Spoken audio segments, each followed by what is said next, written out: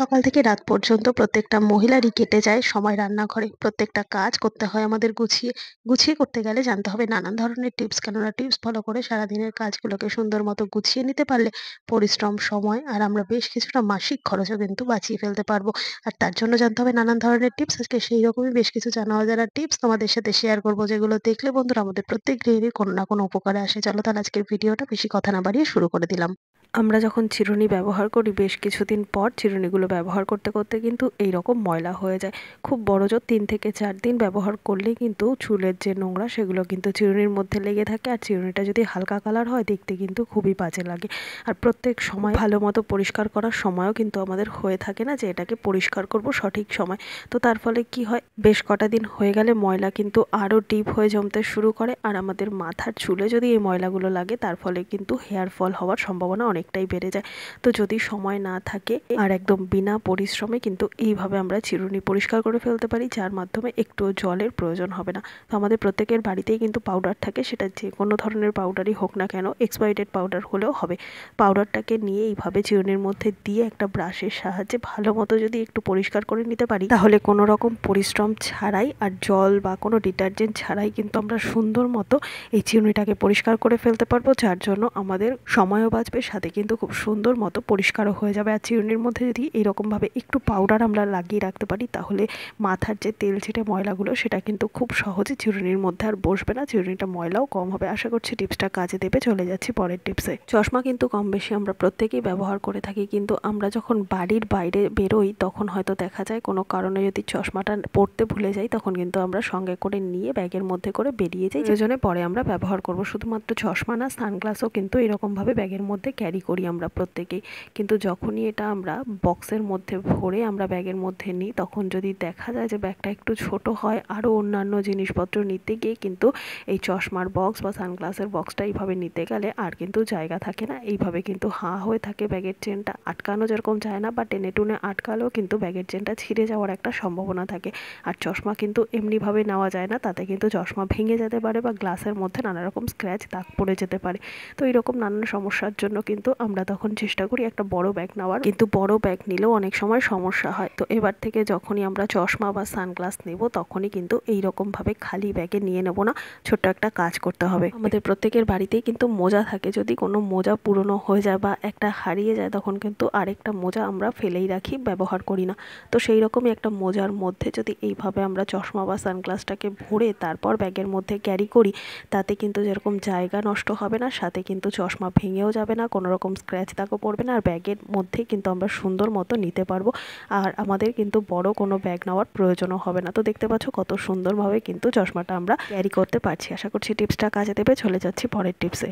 প্রত্যেক দিন পরিমাণ মতো ভাত করলেও অনেক সময় দেখা যায় বেশ কিন্তু খানিকটা ভাত বেঁচে যায়, আর সেই ভাত কিন্তু পরের দিন আমরা খেতে গেলে কেমন একটা ঘেমে যায়। আর অনেকেই আছে যে একবারের ভাত দুবার কিন্তু ফুটিয়ে গরম করে না। যাদের ঘরে মাইক্রোওভেন আছে তারা কিন্তু 30 সেকেন্ড যদি মাইক্রোওভেনে গরম করে নেয়, সেই ভাত কিন্তু আবার নতুন ভাতের মতো ঝরঝরে গরম হয়ে যায়। কিন্তু যাদের ঘরে মাইক্রোওভেন নেই, কড়াইতে বা অন্য কোনো পাত্রে যদি ভাত গরম করতে হয় ভাতের ফ্যান না গেলে, তাহলে কিন্তু সেই ভাতটা ভালোও থাকে না, ভেঙে যায়, আর খেতেও কিন্তু ভালো লাগে না। তো যদি এই রকম পরিস্থিতিতে আমাদের ভাত থেকে যায়, তখন আমরা সুন্দর মতো গরম করার জন্য একটা ছোট্ট টিপস ফলো করতে পারি। তো তাতে আমাদের ভাতটা ঝরঝরেও থাকবে, সাথে কিন্তু ভাতটা ভালোও থাকবে। তো এখানে আমি একটা ছোট পাত্র নিয়ে নিয়েছি, আর পাত্রের মধ্যে প্রথমেই বাসি ভাতটাকে আমি দিয়ে নেবো। এরপর আমি গ্যাসের মধ্যে বসিয়ে দিয়েছি একটা বড় পাত্র, যার মধ্যে দিয়ে দিয়েছি 2 কাপ পরিমাণ জল। জলটা একটু ফুটে আসলে এরপর আমি এই পাত্রের মধ্যে যে ভাতটা বেড়ে রেখেছিলাম সেই পাত্রটাকে এভাবে দিয়ে সাথে সাথে গ্যাসটাকে বন্ধ করে দেবো।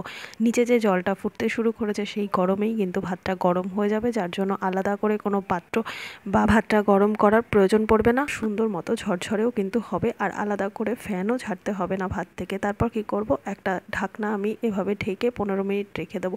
বেশ কিছুক্ষণ বাদে ফিরে আসলাম। এরপর আমি ভাতটাকে নামিয়ে তোমাদেরকে দেখাচ্ছি কত সুন্দর মতো কিন্তু ভাতটা গরমও হয়েছে, সাথে কিন্তু দলাও পেকে যায়নি, আর ঝরঝরেও রয়েছে। তো এভাবে যদি আমরা ভাতটাকে দুবার গরম করে নিই, তাহলে কিন্তু আমাদের অনেকটাই খেতে ভালো লাগবে। আশা করছি টিপসটা কাজে দেবে। চলে যাচ্ছি পরবর্তী টিপসে।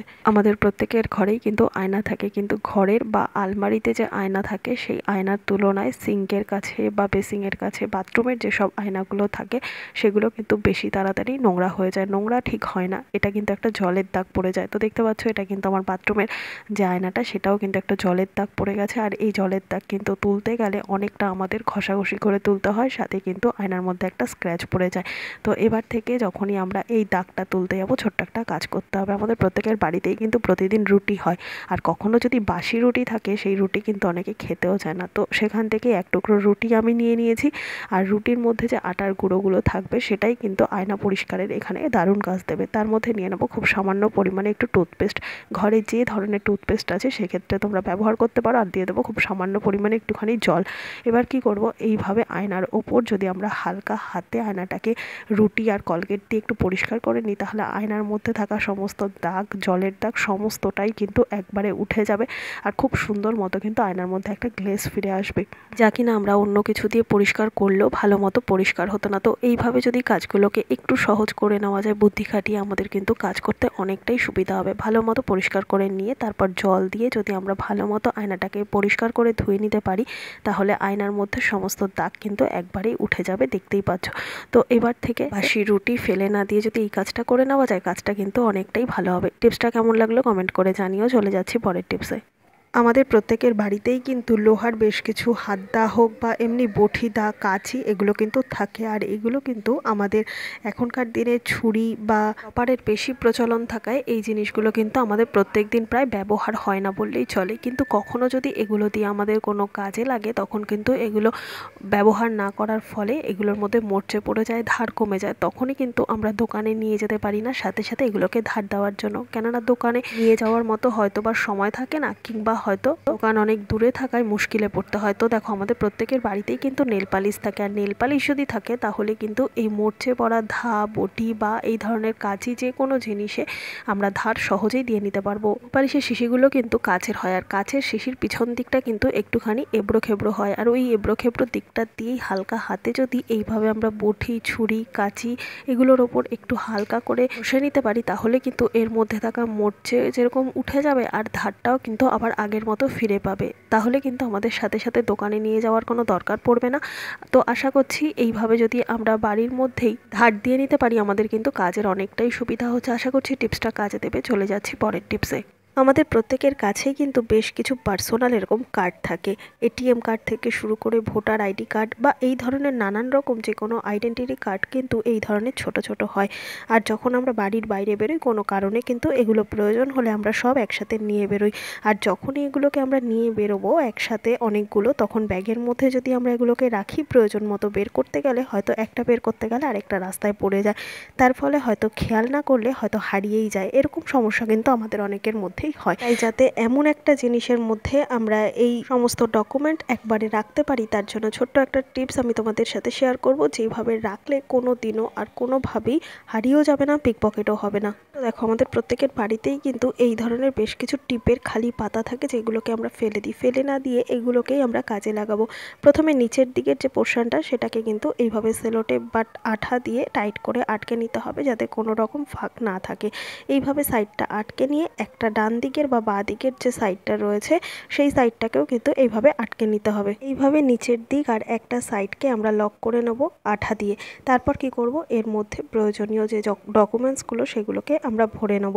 তো দেখতে পাচ্ছ, খুব সুন্দর কিন্তু একটা ক্যারি করে নেওয়ার মতো জিনিস আমরা তৈরি করে নিলাম, যার জন্য কোনো রকম হারিয়েও যাবে না, আর একসাথে অনেকগুলো কার্ডও আমরা দিতে পারবো, আর আমাদের কাজের সুবিধা হলো। তো আশা করছি এই ছোট্ট টিপসটাও কাজে দেবে। ভালো লাগলে লাইক শেয়ার করে দিও। চলে গেলাম পরের টিপসে। তো বন্ধুরা দেখো, এখানে আমি নিয়ে নিয়েছি একটা লবণের প্যাকেট। আর এই ধরনের লবণের প্যাকেট বা নানান রকম যে মশলার প্যাকেটগুলো হয়, এগুলো যখন আমরা কেটে কৌটোর মধ্যে ঢেলে ফেলি, তারপরে যদি কিছুটা আমরা এরকম ভাবে প্যাকেটের মধ্যে এক্সট্রা রেখে দিই এমার্জেন্সি পারপাস, তখন কিন্তু এই প্যাকেটের মুখটা ঠিকঠাক মতো টাইট করে সিল করতে হয়, কেননা সিল না করলে কিন্তু প্যাকেটের ভেতর হাওয়া ঢুকে মশলাগুলো নষ্ট হয়ে যাবে। আর যদি লবণের প্যাকেট হয়, সেক্ষেত্রে কিন্তু লবণের মধ্যে জল কেটে যাবে। তো এই প্যাকেটগুলোকে ঠিকঠাক মতো টাইট করে আটকে নেওয়ার জন্য আমরা রাবার ব্যান্ড ব্যবহার করি। যদি হাতের কাছে রাবার ব্যান্ড না থাকে, সেক্ষেত্রে আমরা কি করব, কোনো কিছু খোঁজার প্রয়োজন নেই। এখানে আমি একটা কাঁচির সাহায্যে লবণের প্যাকেটের যে অংশটা কেটে আমি লবণ ঢেলে নিয়েছিলাম, তার ঠিক নিচ থেকে আরো একটা ছোট্ট করে অংশ এভাবে আমি কেটে নেব। তারপর এই প্যাকেটটাকে টাইট করে পেঁচিয়ে নিয়ে যদি এই গার্ডারের মতো হিসেবেই এই প্যাকেটটাকে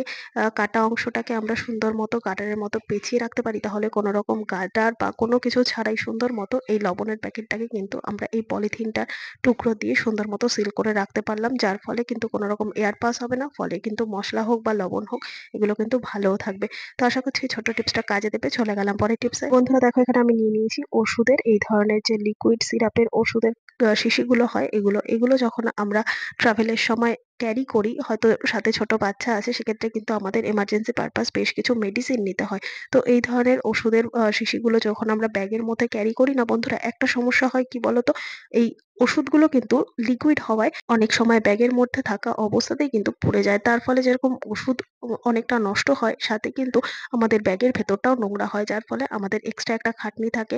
তো এই ব্যাগটাকে পরিষ্কার করার, তো এরকম নানান রকম সমস্যার মধ্যে কিন্তু আমরা পড়েই থাকি। তার জন্য নিয়ে নিয়েছি একটা ছোট্ট বেলুন।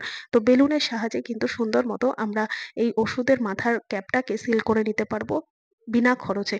তো তার জন্য এই বেলুনটাকে মাথার দিকটা এইভাবে কেটে নিলাম। এরপর যে ওপরের অংশটা রয়েছে, এই ওপরের অংশটাকে ঠিক এইরকম ভাবে কিন্তু আমরা কি করব, এই ওষুধের ঢাকনার উপরের ক্যাপের ঢাকনাটা যে টাইট করে আটকেছি না, তার উপরে এইভাবে আটকে দেবো। তাতে কি হবে বলতো বন্ধুরা, যদিও বা সরানোতে ওষুধটা মানে ব্যাগের মধ্যে পড়ে যায়, সেক্ষেত্রে কিন্তু পড়বে না। এই বেলুনটা দেওয়ার জন্য কিন্তু মুখের কাছটা একদম সিল হয়ে রইলো। এরপর এটাকে অনায়াসে আমরা অনেক দূর পর্যন্ত ট্রাভেলের জন্য নিয়ে যেতে পারবো, কোনো রকম অসুবিধা হবে না। টিপসটা ভালো লাগলে লাইক করে দিও। চলে গেলাম পরের টিপসে। বন্ধুরা আমাদের প্রত্যেকের কাছে কিন্তু এই ধরনের প্লাস্টিকের মগ, গামলা, বালতি এগুলো থেকে থাকে। তো কোনো কারণবশত যদি এগুলো হাত থেকে ভরা অবস্থায় পড়ে যায়, যেরকম ধরো এক মগ জল আমরা ভরলাম, তারপর বেকায়দায় আমাদের হাত থেকে পড়ে গেল, সেক্ষেত্রে জল ভরা অবস্থায় যদি এটা অনেক উঁচু থেকে পড়ে, সাথে সাথে কিন্তু একটা ক্র্যাক হয়ে যায়। তো এই ধরনের প্লাস্টিকের জিনিসগুলো এতটাই হালকা হওয়ায় খুব তাড়াতাড়ি যদি ক্র্যাক ধরে যায়, আমরা কিন্তু বারবার এগুলোকে ফেলে দেব না। ফেলে না দিয়ে ঘরোয়া একটা সামান্য উপকরণ দিয়ে সুন্দর মতো এগুলোকে জোড়া লাগিয়ে নেবো, যার জন্য আমাদের কোনো রকম পয়সা খরচা হবে না। একেবারে বিনা পয়সায় কিন্তু সুন্দর মতো এগুলোকে আমরা রিপেয়ার করে নিতে পারবো। দেখতে পাচ্ছ মগটা কিন্তু সম্পূর্ণ ফেটে গেছে মিডিল পোর্শনটায়। তো আমি জল ঢেলেও তোমাদেরকে দেখালাম। তো এর জন্য আমি এখানে নিয়ে নিয়েছি ইনো। বন্ধুরা ইনো কিন্তু আমাদের প্রত্যেকের ঘরেই কম বেশি থেকে থাকে, এমার্জেন্সি পারপাস আমরা এনে রাখি।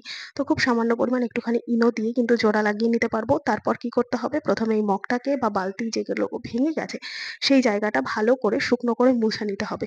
তো মুছে নেওয়ার পর এখানে আমি নিয়ে নিয়েছি অ্যারালাইট আঠা। তো এই ধরনের ফেভিকুইক হোক বা অ্যারালাইট হোক, তো যে ধরনেরই আঠা তোমরা নেবে না কেন, আঠাটা দেওয়ার আগে কিন্তু পাত্রটাকে বা গামলা, মগ এগুলোকে কিন্তু শুকনো করে মুছে নিতে হবে। মুছে নেওয়ার পর এই অ্যারালাইট আঠাটা দিয়ে তোমরা যদি করো, সেক্ষেত্রে ফেভিকুইক বলো বা যে কোনো ধরনের গামের তুলনায় কিন্তু এই অ্যারালাইট আঠাটা অনেক বেশি কার্যকর। তো খুব সামান্য পরিমাণ একটুখানি প্রথমে দুটোকে মিক্সড করে নেবো, কেননা এই আঠাটা কিন্তু দুটো মিক্সড করেই করতে হয়। সামান্য পরিমাণ দুটো আমি নিয়ে নিলাম। এখানে একটা কাগজের মধ্যে আমি করছি, কেননা পাত্রের মধ্যে যদি আঠাটাকে আমি মেশাই, সেক্ষেত্রে কিন্তু পাত্রটা একেবারে নষ্ট হয়ে যাবে। তো এখানে একটা কাঠির সাহায্যে দুটো আঠাকে ভালো মতো প্রথমে মিশিয়ে নেবো অল্প অল্প করে নিয়ে। এরপর যে ভাঙা জায়গাটা ছিল, সেই ভাঙা জায়গাটার মধ্যে ভালো মতো এই আঠাটাকে দিয়ে 15 থেকে 20 মিনিট হালকা করে একটু শুকিয়ে নেবো।